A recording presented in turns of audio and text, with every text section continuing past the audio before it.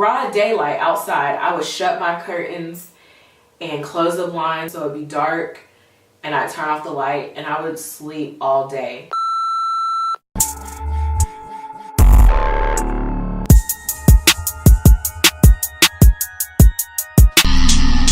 Hey guys, welcome back to my channel. My name is Savannah Liddell. In today's video, I'm going to be sharing my anxiety and depression story with you. This is something that I've been wanting to, I just got nervous.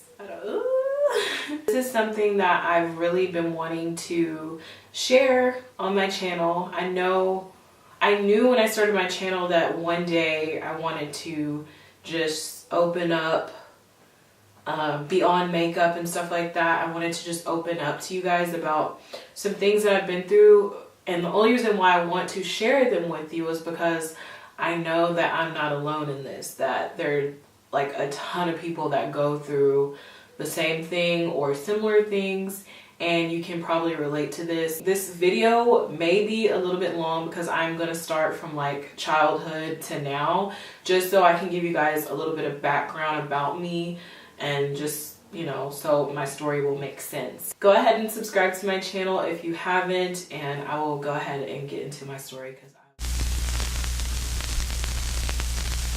I guess I'll just start off with childhood. So I basically grew up in a single parent home.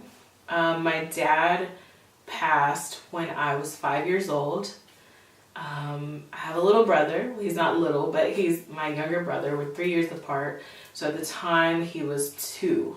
So I was 5, my brother was 2, and then it was my mom. So my dad actually passed on Christmas, and I remember it. I can still remember the night that it happened. He got in a car accident. It was around 12 a.m. on Christmas Day, and I believe he was on the way home, if I'm not mistaken. But I remember waking up in the middle of the night and just seeing my mom sitting at a table, like our dining room table. She was just sitting there, and I could tell that something was not right. I could tell something was wrong. Me being 5, I didn't really understand death at that time. So from then on, basically, I lived in a single parent home. But my mom, she was the best mom. Like, she just did an amazing job. Like, I am so blessed to have had a mom as strong as her, like, and I still have her. I'm so thankful for that too. But I am just like beyond blessed. Me and my brother were beyond blessed to have the kind of mom that we do. So growing up, childhood, aside from losing my dad, I mean, I had a great childhood. I had no complaints. Let's fast forward. So my mom, you know, it's just always been me, my mom, and my brother. Hey guys, before I start sharing my story with you guys, I just want to mention when I show photos, in some of these, I'm not going to mention people's names personally. I'm also not going to show their faces just out of respect. So I just wanted to mention that. My mom ends up getting married, so we end up moving out of the house that I grew up in, and we moved in with him. So that was already something new. Not only that, but I had to change schools. It was just like a weird time. So going back to the change in school parts, so where I went to school at, I stayed in that same school district from like 2nd grade to high school. So I grew up with the same kids. Like, I knew everybody growing up. I had to move schools in the middle of my junior year. And, you know, by your junior year, you have your cliques formed. So I was ripped away from my crew. It was the saddest thing. And at the time, I had my first boyfriend. So I was like, and we didn't drive. We didn't have cars. So it's not like we could just drive and see each other. Like, it was just a lot. So I tried to go into it with a positive attitude. I was going to a new school, but it was the worst experience. Like, I was actually bullied by some girls in one of my English class. Like, they would just, and back then, like, I didn't really stand up for myself. Like, today, if somebody tried to pull that, like, I would say something. But back then, I was very, like, just to myself. I didn't like confrontation. People just didn't like me. Some people. And then it's like the people I did know at that school, I never saw. So, like, the only people that would talk to me were guys that were trying to talk to me that I didn't want to talk to. I was like, no, leave me alone. I don't want to talk to you. Like, hey, can I holler? Can I holler at you? Can I holler at you? Can I holler, holler, holler, holler, holler, holler, holler, holler, holler. What's wrong with ya? So I went through like a slight depression there just because I was in a new school. I tried to go in it with a positive attitude, like maybe I'll meet new people, and they didn't accept me. I would dress up cute all the time, like in high school I used to, and then at that time when I went to that new school, like I stopped dressing up. I just wore t-shirts every day, like I just stopped caring. Eventually I got to go back to my old school, which was great. So senior year starts, fast forward, senior year starts. I'm still dating my first boyfriend, and we end up breaking up at the beginning of my senior year. And boy, I took it bad. My heart literally just broke into pieces because that was like my first love, my first everything. I'm talking like just that puppy high school love, like where you think this is gonna be forever. It wasn't. It was just a high school relationship. So I wouldn't say like I was in a full-blown depression, but I definitely experienced my first heartbreak, which, you know, that kind of pain was new. I never had felt that kind of pain before. And now I can look back at it and just kind of like laugh at it. Like I'm just like, whatever, high school relationship. I ended up losing a little bit of weight because I just at that time didn't really have an appetite. So I lost a little bit of weight. Wasn't a big deal. I bounced back within like 2-3 months, got over it, moved on, started talking to other dudes. You know, life goes on, okay? And mind you, we're in high school, so. And honestly, like I smile thinking about after that, like after getting over that breakup, like it was my senior year, I had the time of my life. Like that is on, okay, I know this is gonna sound really bad, but I'm being completely honest. That was the last time that I remember feeling like 100% about myself. Like I felt happy. Even with my weight, like how I looked, I was happy with my appearance. Like I didn't feel really insecure about anything. I didn't really feel insecure. You know, I look back at that time and I can smile because again, I can say that was the last time, and I'm 27 now, that I remember being just happy, genuinely happy. High school was a little bit of, I dealt with a slight glimpses of depression, but I wouldn't call it like a full-blown depression. Let's go into college. So this is where it starts to get good, okay? This is where stuff starts to really start going down, okay? And college, people look back at college and like, I wish I could go back to my college years. I do not. Y'all, I was so happy to graduate when I did. I was like, I'm out of here. I'm never looking back. I'm never coming back here. I'm never, not the school, but I'm just like, I'm tired of this life. I'm ready to graduate and move on.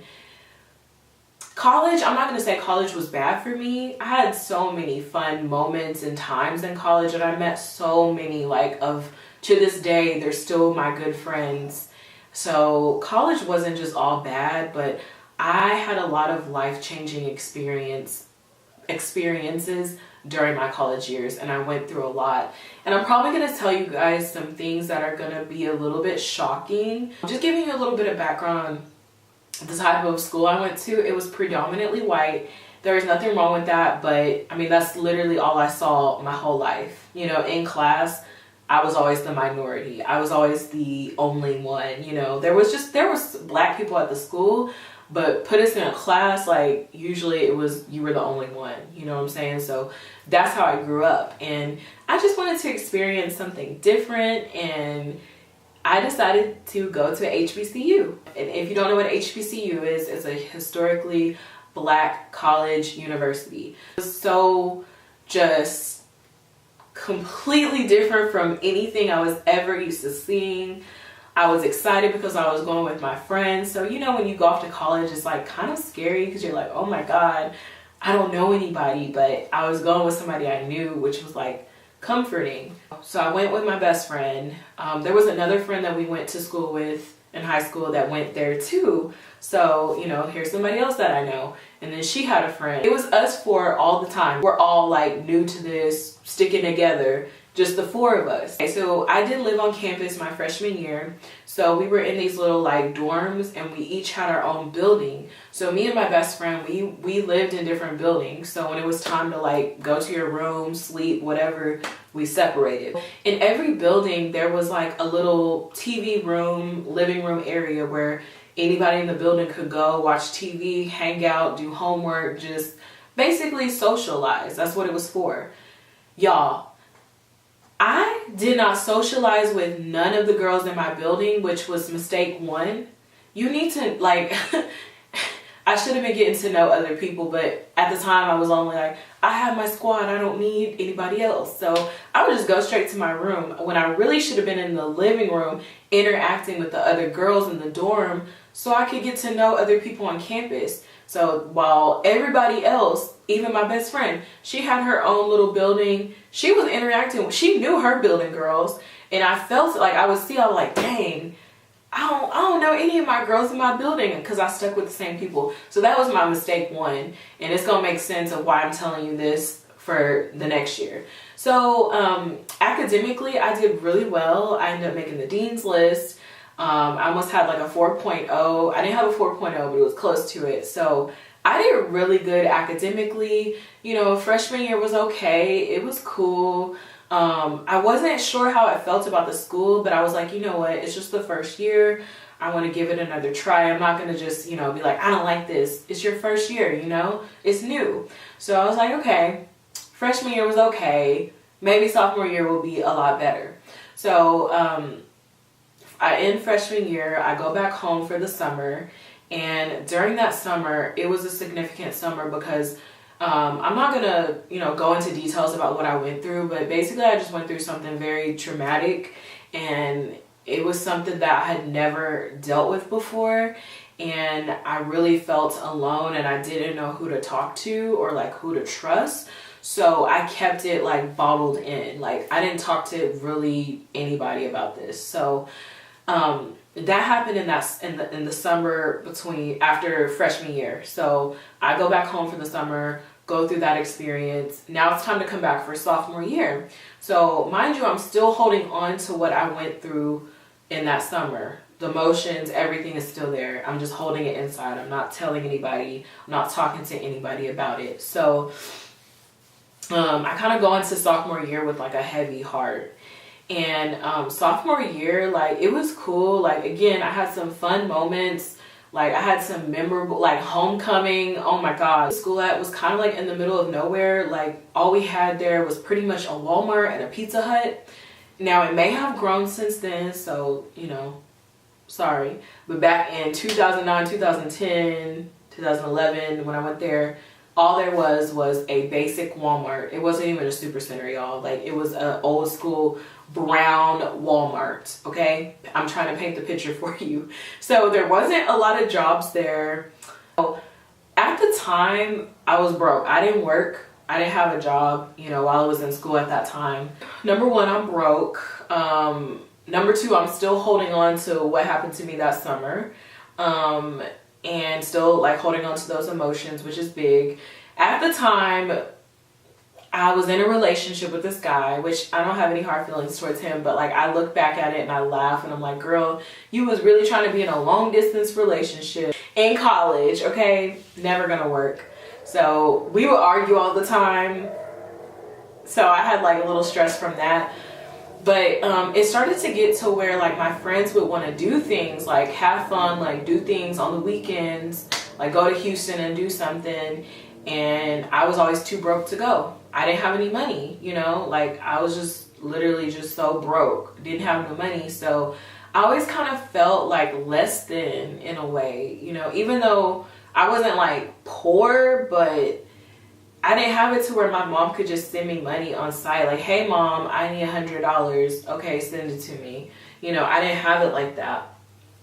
So, you know, my friends would do stuff. They would invite me and I would just have to decline a lot of the time. So it slowly got to be like where when you say no so many times, people gonna stop asking you to do stuff. So, you know, it kind of got to that point. So I kind of felt a little distant from me and my roommate, which is normal. And this is no No shade on nobody. I think it just happens naturally. So like she kind of started to do her own thing and I started to do my own thing too.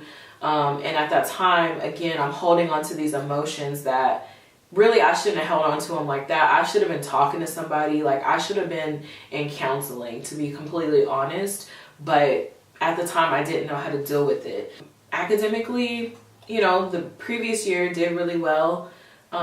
Sophomore year did terrible. Not because I wasn't capable. It was because I stopped going to class. Like it got to the point where I fell into depression so bad that I stopped going to class, y'all. I kid you not. I would lay in the bed in the dark, broad daylight outside. I would shut my curtains and close the blinds and shut my curtains so it'd be dark, and I'd turn off the light and I would sleep all day. Wasn't social, like kind of just started cutting myself off from people. So I was just like pretty alone during that time. I was just so alone and still just dealing with those emotions. Didn't know how to express it to anyone, so I just kept to myself, and I would just like, I was in so much pain like internally that I just slept the pain away, which is like about to make me cry just like thinking about that time. I'm not gonna cry, but it just makes me so sad to think about that. Like, ugh. But I was in that much pain that I physically didn't want to get out of bed. I didn't want to think about anything. So I just slept all day. I would sleep. The only time I would get up to eat, and mind you, I was poor, didn't want to eat the food at the school. So I would just have like, one thing me and my roommate always had was cereal. We had like Fruit Loops, everything you could imagine, and milk. Hella milk in the fridge. We had milk all the time and cereal. So that's what I lived off of. I lived off of Fruit Loops. I ate Fruit Loops for breakfast, for lunch, for dinner. I remember one of my friends would come and get me sometimes, like on the weekends. He lived off of campus, and like we would just pig out on the weekends and just have fun occasionally. So like I wasn't eating good. I just remember like Fruit Loops and Popeyes back then. So there was a Popeyes. So I was not eating healthy at all. So mind you, during this time, I'm starting to gain a little weight too. I stopped going to class, y'all. I would sleep all day. Only time I would get up was to eat a bowl of Fruit Loops. I stopped going to class. So what happens when you don't go to class? You fail, you do bad. So I didn't fail all my classes or anything like that, but I did fail like 2 classes that I just stopped going to. And when you fail a class, like I don't care what your GPA is, like my GPA was up there. I think it was like a 3.8. It went down so bad. And when your GPA goes down, it's like, it's so hard to get it back up. Like you gotta make all A's. If you're in school, like you know what I mean. Went through all of that, and at the end of my sophomore year, I knew, I was like, you know what? I remember being on the phone with my mom one day, and I was like, Mom, like, I need a change of environment. Like, I gotta change it up. Maybe this is not where I'm supposed to be. And so she was in agreement. She was like, girl, I don't know what you doing down there, but you need to figure it out. So I remember, so I went to Prairie View. I went to PV for those 2 years, freshman and sophomore year. I knew I wanted to move in the Dallas area, DFW area. So I said, I'm either going to UNT or I'm going to UTA. It was between those 2 schools. And I kind of did some research and I decided to go to UNT. That was like my first glimpse of like real depression, to where it affected, you know, school, it affected my friendships, and it affected my weight for the second time. So the first time I kind of went through a little depression, I lost weight. Then this time it was like reverse. I gained a little weight.